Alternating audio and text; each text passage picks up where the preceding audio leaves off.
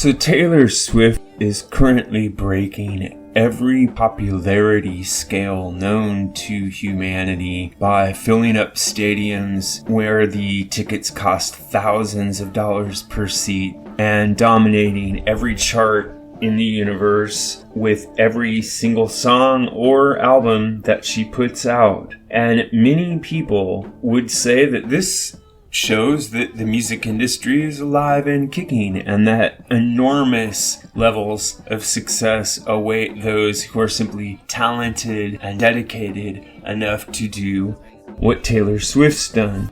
After all, she's probably the most popular entertainer in the Western world right now, and she is definitely one of the richest. So Steven Van Zandt has a completely different take on the whole Taylor Swift phenomenon, and in fact, he has a pretty grim take on the future of classic rock and the music industry in general. And some of his thoughts tie into topics I've been discussing here on the channel, so I want to tell you what he said. And this I got from an article I read over at Ultimate Classic Rock. And here's a quote from Steven Van Zandt. Quote, "Right now, because the record industry is dead, there's no more record sales other than Taylor Swift and Beyonce." He goes on to say, "The only thing that's left for musicians and bands is to license their songs to films and television shows. But since the licensing fees are getting higher and higher, it's becoming less and less possible for classic rock bands to earn a living off of licensing their back catalogs." So he says, quote, "You've got a bunch of whatever 25-year-olds with a song list with a number next to it.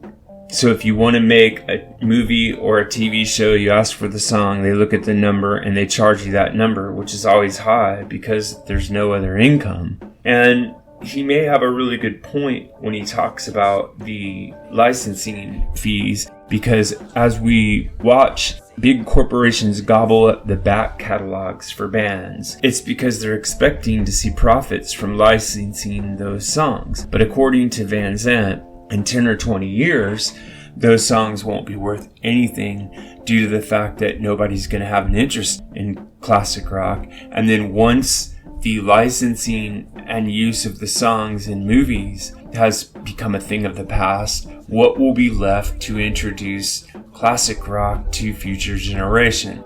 Well, there's quite a lot to unpack there. So let's start with his first idea that Taylor Swift's success doesn't represent a revival for the music industry. Is he right about this? Well, I think he may be looking at it in a rather narrow way. Whether or not you like Taylor Swift, she is making pop music a primary concern for tens, if not hundreds of millions of young people who will be inspired by that and want to grow up and be musicians themselves. And they will have a much more open mind toward listening to new bands and other performers because of the experience they have from being a Taylor Swift fan. Now, it may not be the kind of music you and I like, but the point is whether or not it helps the music industry in general.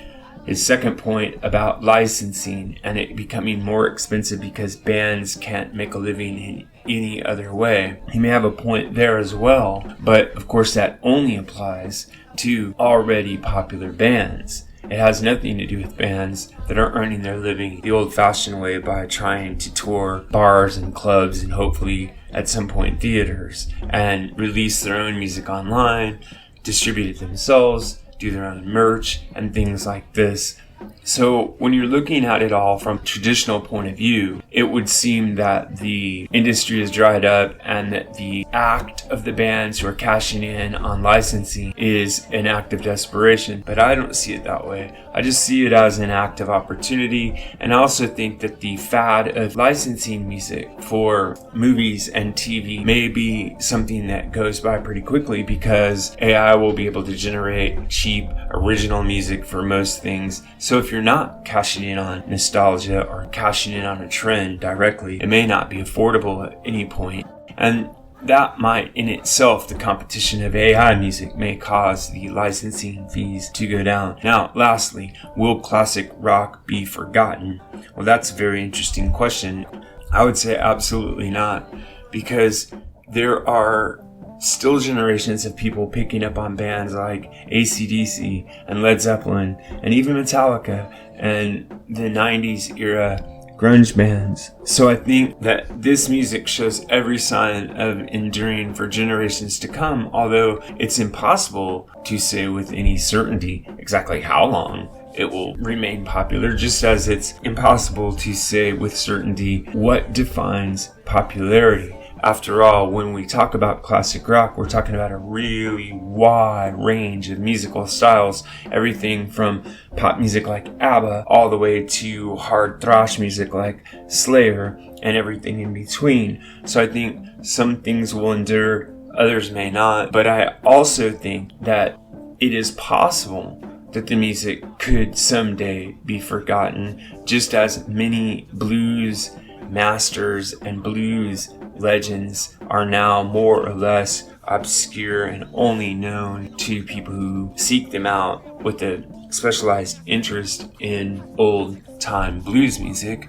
That may not happen right away to what we call classic rock.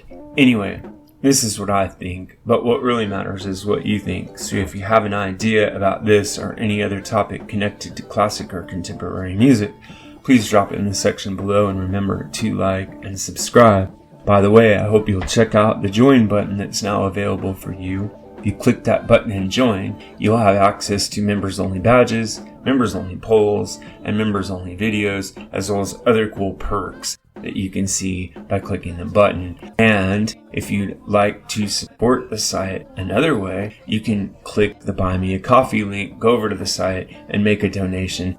Every little bit helps the channel grow and stay strong, and I appreciate every single bit of support I get from you, and I look forward to keeping the content coming.